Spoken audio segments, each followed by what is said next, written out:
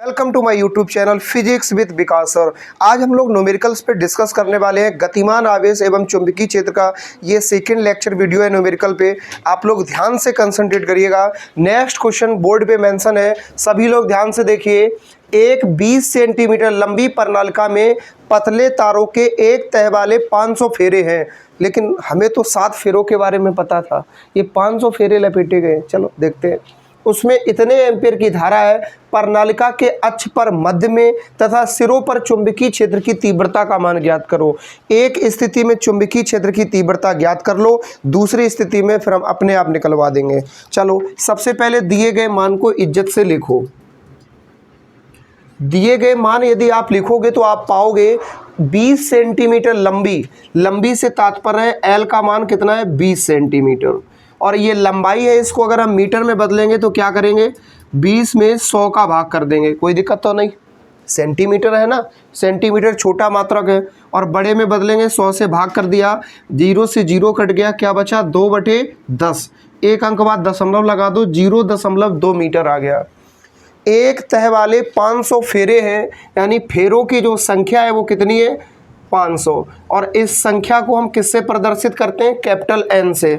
Capital N का मान है 500 फेरे। याद रखना इसका कोई मात्रक नहीं होगा क्योंकि ये एक संख्या है। उसमें इतने एम्पियर की धारा यानी आई का मान है 4 × 10⁻³ एम्पियर की धारा है। तो प्रणालिका के अक्ष पर मध्य में चुंबकीय क्षेत्र बी का मान निकालना है। पहली स्थिति में मिडल में चुंबकीय क्षेत्र का मान निकालना है, और दूसरी स्थिति में साइड पर यानी कि किनारे पर, सिरों पर, यानी उसके बिल्कुल नुक्कड़ में जाके चुंबकीय क्षेत्र का मान निकालना है। तो हमें दो स्थितियों में चुंबकीय क्षेत्र का मान निकालना है। सबसे पहले लिखेंगे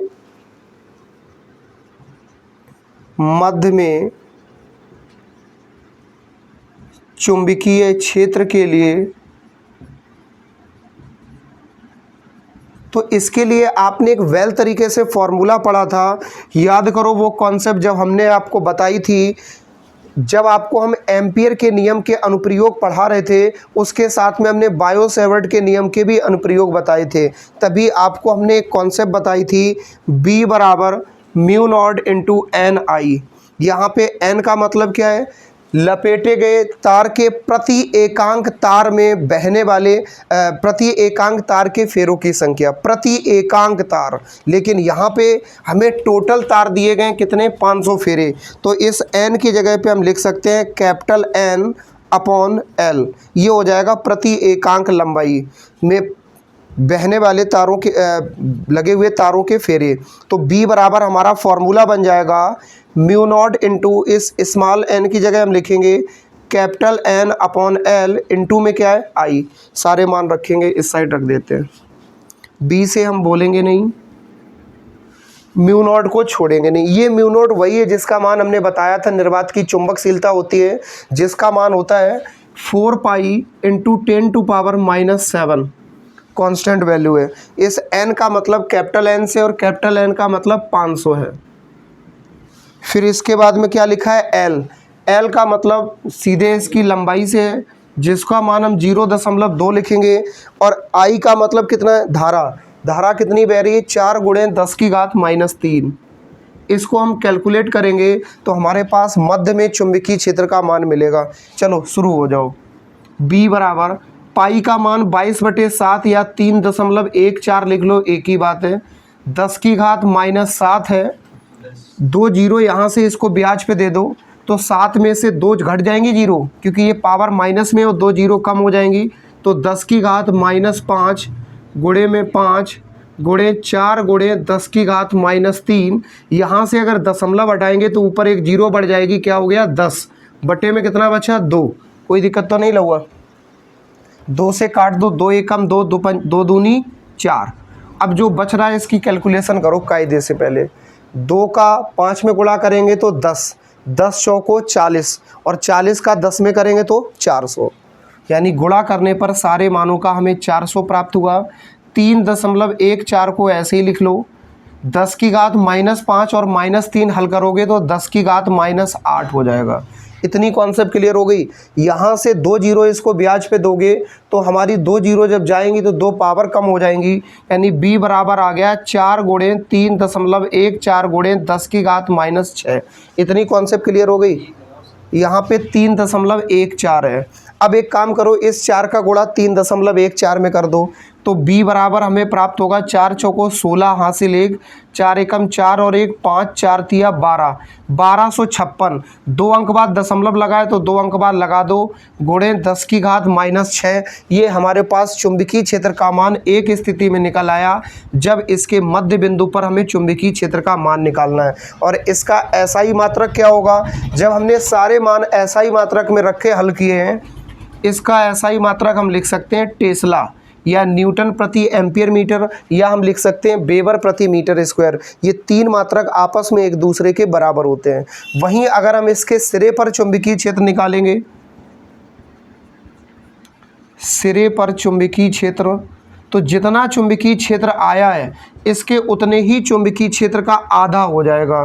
तो हम b बराबर लिख सकते हैं 12.56 गुणे 10⁻⁻6 और भाग किससे कर देंगे? 2 से।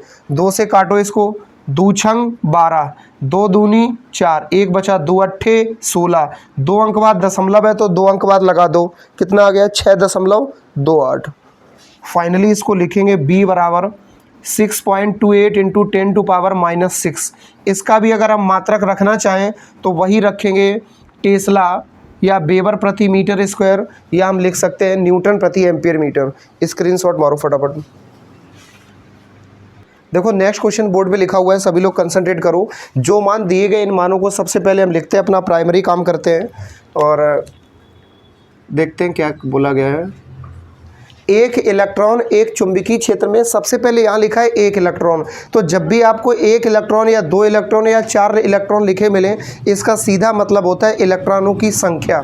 इलेक्ट्रॉनों की संख्या कितनी है? n बराबर हो गया 1 इलेक्ट्रॉन। इस चीज़ को भूलना नहीं है। इससे अगर 1 इलेक्ट्रॉन है, इससे अगर आवेश का मान निकालना चाहो तो आप स्वतः निकाल सकते हो। Q बराबर सूत्र होता है NE।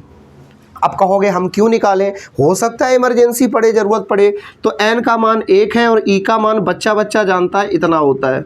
तो फाइनली वैल्यू आ गई 1.6 इंटू 10⁻⁻19 कूलाम। फिर आगे लिखा है चुंबकीय क्षेत्र में जिसका मान 10 वेबर प्रति मीटर स्क्वायर है। तो हमें चुंबकीय क्षेत्र B का मान दिया गया है 10 वेबर प्रति मीटर स्क्वायर। आप एक बात याद रखना कि चुंबकीय क्षेत्र के मान के आपको 4 मात्रक मिल सकते हैं। एक या तो न्यूटन प्रति एम्पियर मीटर, या वेबर प्रति मीटर स्क्वायर, या टेस्ला। ये तीनों समान क्वांटिटी के मात्रक हैं, जबकि गॉस एक छोटा मात्रक की श्रेणी में आता है। अच्छा, 3 गुणे 10⁻7 मीटर प्रति सेकंड के वेग से, वेग यानी वेलोसिटी, v का मान है 3 गुणे 10⁻7 मीटर प्रति सेकंड के वेग से क्षेत्र के अभिलंबवत प्रक्षेपित किया गया है। बच्चा बच्चा जानता है लंबवत का मतलब है थीटा बराबर 90 डिग्री।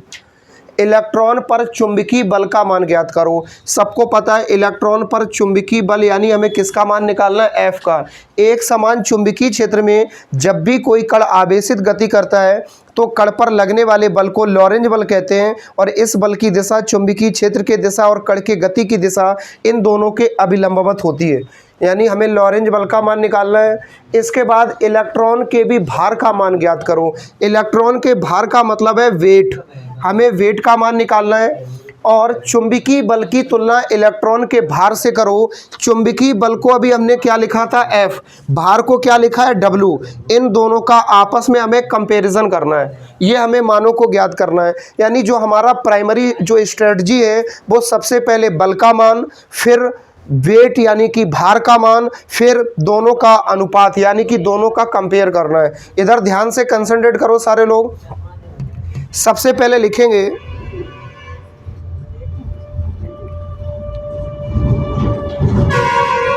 चुंबकीय क्षेत्र में लगने वाला बल। बच्चा बच्चा जानता है इसका फॉर्मूला, F बराबर होता है QVB sin थीटा। मान रखो, इस Q का मान कितना है? 1.6 गुणे 10 की घात -19। जैसा अभी हमने कहा था कि आपदा में ज़रूरत पड़ सकती तो पड़ गई, इसलिए हमने निकाल कर रख लिया था। v का मतलब वेलोसिटी है, हमें इसका मान दिया गया है 3 × 10⁻7। इतना क्लियर हो गया। फिर इसके बाद में ए बी वाला बी है, चुंबकीय क्षेत्र का मान कितना है 10। साइन थीटा लिखा है और थीटा का मान यहाँ दिया गया है 90 डिग्री, और ना भी दिया जाता आप अपने आप 90 डिग्री रख सकते थे क्योंकि स्थिति ही दी गई है। आगे बढ़े, इसकी हमें कैलकुलेशन करनी है। साइन 90 का मान चाहे मैथ वाले हो या बायो वाले, याद रखना एक ही होगा। अब हमें इसको हल करना है। 1.6 का 3 में गुणा करेंगे तो 16 तिया 48। एक अंक बाद दशमलव है, हमें भी याद है। 48 का 10 में करेंगे तो 480। अब एक अंक बाद दशमलव था तो लगा दो। फिर इसके बाद में क्या करेंगे, 10 की घात -19, और यहाँ पे कोई चिन्ह नहीं तो ये प्लस का है। 19 में 7 को घटाओगे कितना बचेगा, 19 में अगर 7 को घटाओगे तो 12 बचेगा, और बड़ी संख्या का चिन्ह लगाएंगे 10 की घात -12, और साइन 90 का मान बच्चा जानता है 1 होता है। दशमलव के बाद की 0 हटाई जा सकती है। f बराबर आ गया 48 गुणे 10 की घात -12। बच्चा जानता है बल चाहे होली में आए चाहे दिवाली में चाहे करवा चौथ को बल निकले, लेकिन बल का मात्रक क्या निकलेगा, न्यूटन। क्लियर। अब हमें दूसरा मान निकालना है भार का। सबको पता है वो भी भार किसका, इलेक्ट्रॉन के भार। लिखेंगे पिसना के अनुसार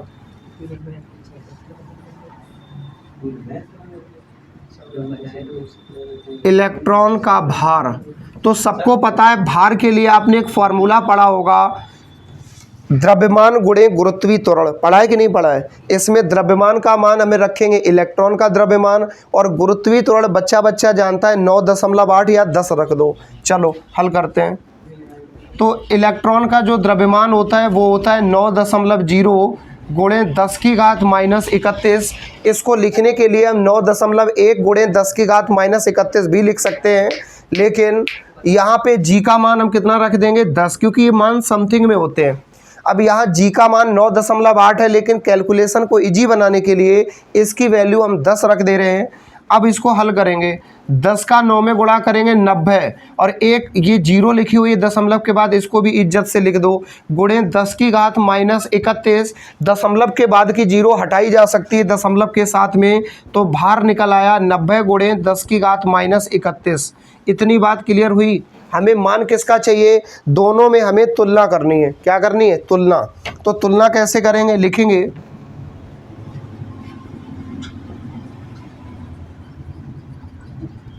करने पर, तो क्या करेंगे, भार में किसका, बल में भार का भाग दे देंगे, F/W बराबर F का मान ऊपर रखेंगे 48 गुणे 10 की घात -12 बटे 90 गुणे 10 की घात -31। तुलना करने की स्थिति में आपको एक बात याद रखनी है कि बड़ी संख्या में छोटी संख्या का भाग देना है। प्रश्न ये उठता है, आप पहचानोगे कैसे कौन बड़ी संख्या है कौन छोटी संख्या है। इन दोनों को देखने पे आपको ऐसा महसूस हो रहा होगा कि ये वाली बड़ी संख्या है और ये वाली छोटी संख्या है। नहीं, आप बिल्कुल गलत हैं। इसकी पावर 10 की घात -31 है। जब ये नीचे आएगी तब ये प्लस की 31 होगी, यानी 90 में 10 की घात 31 का भाग देना है, और इधर 48 में केवल 10 की घात 12 का भाग देना है। यानी 10 की घात 12 से तात्पर्य आप समझ सकते हैं कि 1 मिलियन और 1 ट्रिलियन 1 बिलियन के बारे में सुना होगा। तो यहाँ पे 10 टू पावर जो 12 है एक छोटी संख्या है। 48 के कम टुकड़े होंगे, 90 के बहुत ज़्यादा टुकड़े होंगे। तो ये छोटी संख्या है और ये बड़ी संख्या है। हल करो, इसको हल करना है। चलो, पावर को पावर से निपटाएंगे और 48 को 90 से निपटाएंगे। कोई ऐसी स्ट्रेटजी है जिससे डायरेक्ट कट जा रहा हो, 4 से कट जाएगा, कट जाएगा। 4 से कट जाएगा कि नहीं कट जाएगा, नहीं कटेगा। देखो एक काम करते हैं, 2 से काटो, यहाँ कितना आ जाएगा 45, यहाँ कितना आ जाएगा 24। F/W बराबर आ गया 24 गुणे 10 की घात -12। ये -31 ऊपर जाएगा, किसका हो जाएगा, प्लस का 31, बटे में कितना है 45।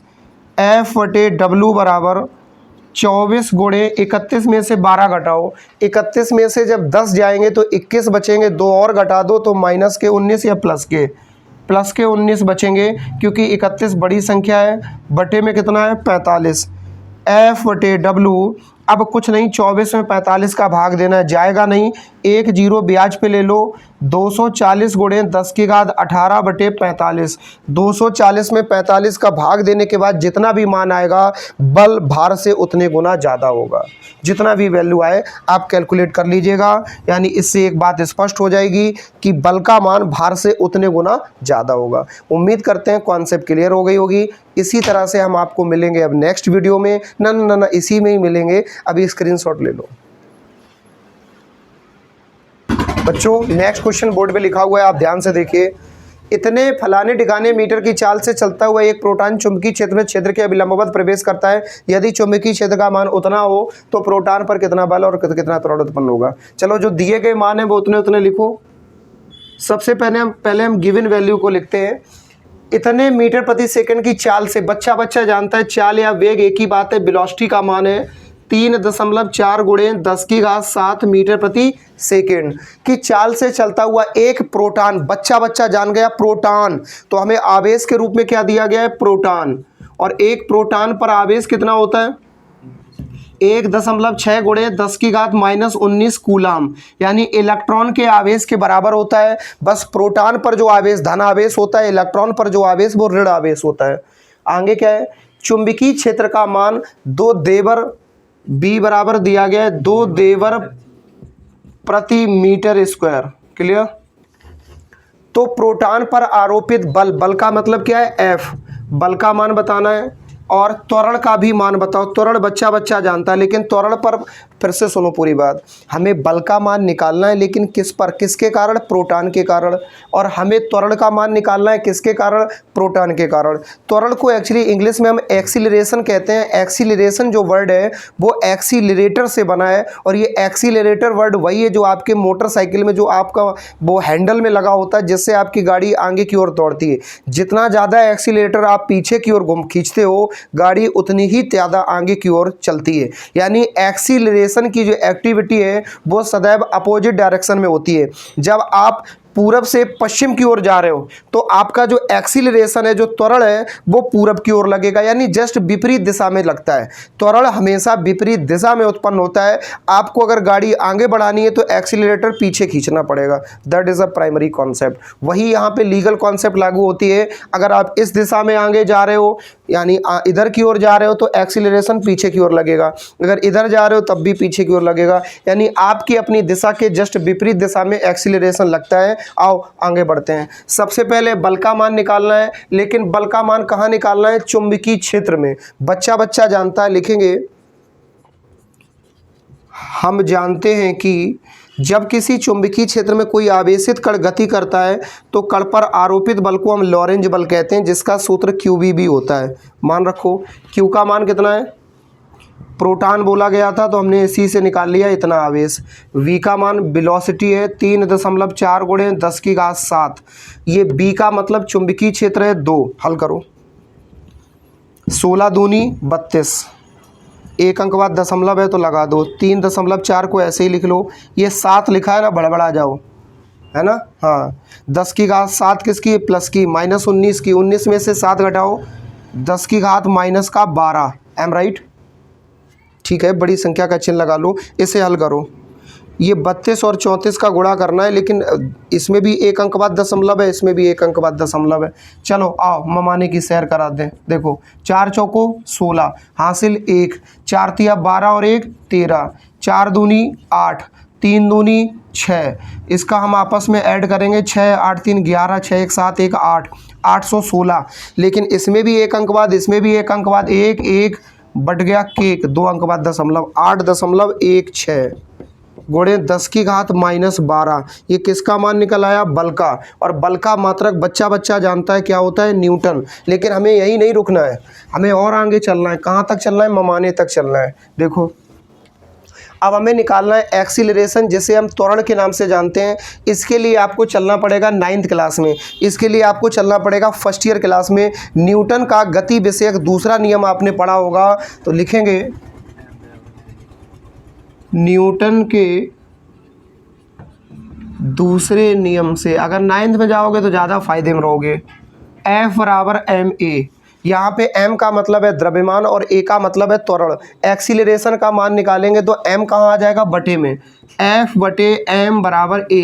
इंटरचेंज करके लिख देंगे a बराबर F बटे m। मान रखो F क्या है, बल कितना निकला है, ताज़ा ताज़ा निकला है 8.16 गुणे 10 की घात -12। और जो m है वो किसका मान रखना है, हमें द्रव्यमान रखना है। किसका, बात किसकी हो रही है, बात पूरे कॉन्सेप्ट में हो रही है प्रोटॉन की। कहाँ लिखा है भाई प्रोटॉन, ये लिखा है, इस प्रोटॉन की बात हो रही है। तो प्रोटॉन का द्रव्यमान कितना होता है, बच्चा जानता है प्रोटॉन का द्रव्यमान कितना होता है, बताओ भाई, 1.67 इंटू 10⁻⁻27। एम राइट, 67 या 1.6 कर सकते हैं, एक ही बात है। चलो इसको हमें कैलकुलेट करना है, तो यहाँ पहले पॉइंट से पॉइंट कट जाएगा।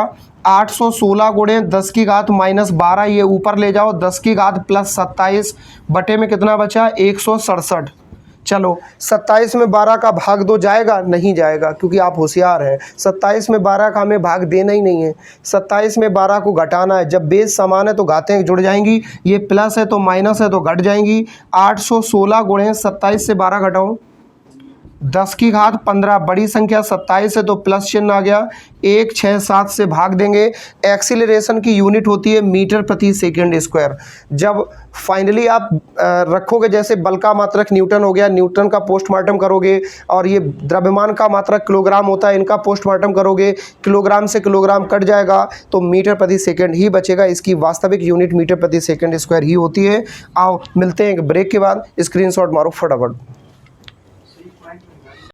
कंसंट्रेट कर लो बेटा। यहाँ पे एक बउआ बता रहा है कि यहाँ थीटा दिया गया। हम आपको एक बात बोले थे, आप शायद सवाल में नहीं सुने हो, कि लॉरेंज बल लगने लगता है। तो लॉरेंज बल की स्थिति में थीटा यहाँ पे क्या दिया गया, लंबवत। लंबवत में यहाँ पे अगर हम sin 90 रखते तो sin 90 का मान क्या हो जाता है, 1 का गुणा करेंगे, कोई फर्क नहीं पड़ेगा। यानी सीधी सी बात यहाँ पे क्लियर है कि लंबवत की स्थिति में लॉरेंज बल लगता है। लॉरेंज के लिए आपको पता है फॉर्मूला ये होता है, स्क्रीनशॉट ले लो नादान बच्चों। नेक्स्ट क्वेश्चन बोर्ड पे मेंशन है, एक बार देखिए। जो मान दिए गए उनको कायदे से पहले लिखेंगे। 500 गॉस के चुंबकीय क्षेत्र, 500 गॉस के चुंबकीय क्षेत्र। तो जो दिए गए मान हैं उनको अगर हम शुरुआत से लिखें तो सबसे पहले चुंबकीय क्षेत्र का मान 500 गॉस दिया गया है। यहाँ पे आपको 1 मिनट का हमें समय देके समझना पड़ेगा। चुंबकीय क्षेत्र के 4 मात्रक बताए हैं, उसमें चौथा है ये, लेकिन ये छोटा मात्रक होता है। इसको अगर हम SI मात्रक में बदलेंगे तो हमें इसमें स्वतः 10 की घात -4 का गुणा करना पड़ेगा। अब इसको हम टेस्ला, न्यूटन प्रति एम्पियर मीटर या वेबर प्रति मीटर स्क्वायर कुछ भी लिख सकते हैं। आगे मान क्या दिया गया है, चुंबकीय क्षेत्र के लंबवत। तो बच्चा जानता है लंबवत से तात्पर्य है थीटा का मान 90 डिग्री है, एवं एक वैद्युत क्षेत्र लगाया गया है, अर्थात इसमें वैद्युत क्षेत्र और चुंबकीय क्षेत्र दोनों हैं और एक दूसरे के लंबवत हैं। मतलब एक अगर ऊपर की ओर काम कर रहा है तो दूसरा नीचे की ओर काम कर रहा है। यानी लंबवत से सीधा तात्पर्य है दोनों बैलेंसिंग फोर्स हैं, एक ऊपर की ओर लग रहा है, एक नीचे की ओर लग रहा है, एक इधर लग रहा है तो एक इधर लग रहा है, दोनों 90 डिग्री पे हैं, अर्थात दोनों बैलेंसिंग फोर्स की श्रेणी में आते हैं। इस स्थिति में हम एक बात स्पष्ट कर सकते हैं कि दोनों आपस में एक दूसरे के बराबर होंगे।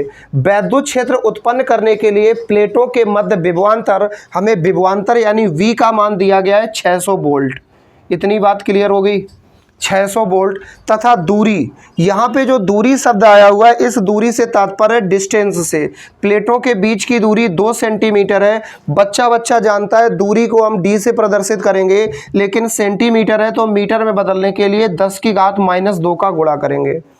इन दोनों क्षेत्रों के लंबवत एक अल्फा कण का वेग ज्ञात करो। वेग फॉर वेलोसिटी का मान निकालना है, जबकि अल्फा कण में अविक्षेप हो। विक्षेप और अविक्षेप का मतलब क्या है, विक्षेप का मतलब है इसकी स्थिति को बदला जाए और अविक्षेप का मतलब है इसकी स्थिति को बदला ना जाए। यानी जहां अल्फा कण रखा है वहीं से गति करना प्रारंभ कर दे, वो बात है। हमें वेलोसिटी का मान निकालना है, लेकिन पूरे प्रश्न को पढ़ने पर ध्यान से देखो इस क्वेश्चन को। पूरे प्रश्न को पढ़ने पर एक बात पता चल रही है कि वैद्युत क्षेत्र और चुंबकीय क्षेत्र एक दूसरे के लंबवत हैं और लंबवत होने की स्थिति में दोनों एक दूसरे पर समानार्थी बल लगाएंगे। यानी हम लिख सकते हैं अतः वैद्युत क्षेत्र में, क्षेत्र क्या सीधा लिखो बल, वैद्युत क्षेत्र में ही तो लगता है। वैद्युत बल व चुंबकीय बल संतुलन में होगा। मान रखो लल्ला, सबको पता है बल को हम एफ से प्रदर्शित करते हैं, लेकिन वैद्युत बल है तो इसको हम इलेक्ट्रिक फोर्स बोलते हैं, इसलिए कैपिटल ई बना दिए हैं। फिर से बल को हम किससे प्रदर्शित करते हैं? एफ से। लेकिन चुंबकीय बल है तो क्या बना देंगे? बी। चुंबकीय क्षेत्र को हम बी से प्रदर्शित करते हैं, यानी वैद्युत बल बराबर क्या हो गया? चुंबकीय बल। दोनों के मान रखो। बच्चा जानता है, हमने एक सूत्र पढ़ाया है, वैद्युत क्षेत्र की तीव्रता बराबर ई बराबर एफ अपॉन क्यू। बताओ पढ़ाया है? जब हम यहाँ पे बल निकालेंगे तो ये ई कहाँ आ जाएगा? क्यू इधर गुणा में आ जाएगा, क्यू ई बराबर एफ। तो यहाँ पे हम वैद्युत क्षेत्र में लगने वाला बल लिख सकते हैं क्यू ई। इतनी बात क्लियर हो गई? अब लिखा है एफ बी, चुंबकीय क्षेत्र के लंबवत लगने वाले बल को चीख के बताया, लॉरेंज बल कहते हैं। और एफ बराबर सूत्र होता है q B B sine theta. यहाँ पे थीटा का मान कितना दिया गया है? 90। देखो ना प्रश्न में चीख के दिया गया है साइन 90। तो यहाँ पे हम इसको लिख सकते हैं क्यू बी बी साइन 90। मान रखो, सारे हल करो। तो क्यू ई से बोलेंगे नहीं, क्यू वी बी को बोलेंगे नहीं, साइन 90 का मान 1 है, क्यू से क्यू हमारा कट जाएगा, ई बराबर आ गया वी बी। ये बी बी वाला बी नहीं आया है, यहाँ पे वी का मतलब वेलोसिटी वेग है और इस बी का मतलब चुंबकीय क्षेत्र है। और इसको जड़ी बूटी देते हैं। हमें मान किसका निकालना है? कंसंट्रेट करो, क्वेश्चन में बोला क्या गया है? किया कंसंट्रेट, आपको कुछ दिखा होगा, पूछो क्या दिखा होगा? हमें मान निकालना है वेग का। तो b बराबर फॉर्मूला बनाएंगे, ए बी वाला b कहाँ आ जाएगा? बटे में, यानी कि E बटे b बराबर v। इसको हम इंटरचेंज करके लिख सकते हैं v बराबर E अपॉन b। हम आपसे एक प्रश्न जानना चाहते हैं, इसमें हमें वेलोसिटी का मान निकालना है, तो वैद्युत क्षेत्र और चुंबकीय क्षेत्र का मान हमें पता होना चाहिए। जरा बोर्ड पे देखो, पता है क्या? वैद्युत क्षेत्र E का मान खल्लास, का ही नहीं पता। चुंबकीय क्षेत्र B का मान हाँ पहले ही पता है। तो हमें किसका मान तलाशना पड़ेगा? वैद्युत क्षेत्र का। हम आपसे एक प्रश्न पूछना चाहते हैं, कब वैद्युत क्षेत्र का मान निकालना है? ध्यान से पढ़ो सवाल को। एक वैद्युत क्षेत्र लगाया गया है, वैद्युत क्षेत्र उत्पन्न करने के लिए प्लेटों के मध्य विभवांतर, जब दो प्लेटों की स्थिति, आपको हमने चौथे चैप्टर में संधारित्र वाली कॉन्सेप्ट में हमने पढ़ाई थी कि दो प्लेटें एक दूसरे से कुछ दूरी पर स्थित हैं, उस समय जब आपको विभवांतर और दूरी का मान पता हो, तो यहाँ पे हमने एक कॉन्सेप्ट आपको पढ़ाई थी, विभव प्रवणता, यानी वैद्युत क्षेत्र की तीव्रता और विभव प्रवणता में संबंध, और विभव प्रवणता की आपको परिभाषा पढ़ाई थी। तो वहाँ बताया था वैद्युत क्षेत्र की तीव्रता का मान ऋणात्मक विभव प्रवणता के बराबर होता है। और वहीं पर हमने एक बात और आपको बताई थी कि वैद्युत क्षेत्र की दिशा में दूरी के साथ विभव में परिवर्तन की दर ही हमारी विभव प्रवणता कहलाती है। तो यहां पे एक सूत्र हमने बताया था, E बराबर होता है V अपॉन डी। कुछ याद आया? कि जरूरत पड़ने पे इस कैपिटल E को हम लिख सकते हैं विभवांतर बटे दूरी, पढ़ाया था। तो इस कैपिटल E का मान हमें पता नहीं, इसलिए मजबूरी में इस E की जगह पे हम V अपॉन डी लिखने वाले हैं। तो इज्जत से हमारा फॉर्मूला बन जाएगा, ये E हट गया, इसकी जगह आ गया, ध्यान से V अपॉन डी, और ये वाला बी तो पहले ही से है तो इसको लिख लो, कंफ्यूज ना होना। ये लिखा था, इसको हमने ये लिखा, बस इस कैपिटल ई की जगह वी अपॉन डी लिखा है, कंफ्यूजन ना हो इसलिए सुनो। इस वी का मतलब वेग है और इस वी का मतलब विभवांतर है, मान रखो। कैपिटल वी का मान कितना है? 600 वोल्ट। ए बी वाले ये ए बी सी डी वाली डी का मान कितना दिया गया है? 2 गुणे 10 की घात -2। और ए बी वाली बी का मतलब कितना है? 500 गुणे 10 की घात -4। लल्ला चीख के दौड़ के हल करो। 1 0 2 0 1 0 2 0, 4 और 2 पावर कितनी हो जाएंगी? 6। 6 बटे 2 गुणे 10 की घात -6, 2 3 6, 3 बटे 10 की घात -6, 10 की घात -6 ऊपर चला गया, 3 गुणे 10 की घात +6 वेलोसिटी निकल आई, और इसकी यूनिट होती है मीटर प्रति सेकंड। बॉयज़, यदि आपने चैनल अभी तक सब्सक्राइब नहीं किया तो फटाक से सब्सक्राइब कर लीजिए। आपको यूं ही हम मिलते रहेंगे डेली, लेकिन आप चैनल सब्सक्राइब और वीडियो को शेयर करिए फटाफट, और मिलेंगे नेक्स्ट वीडियो में।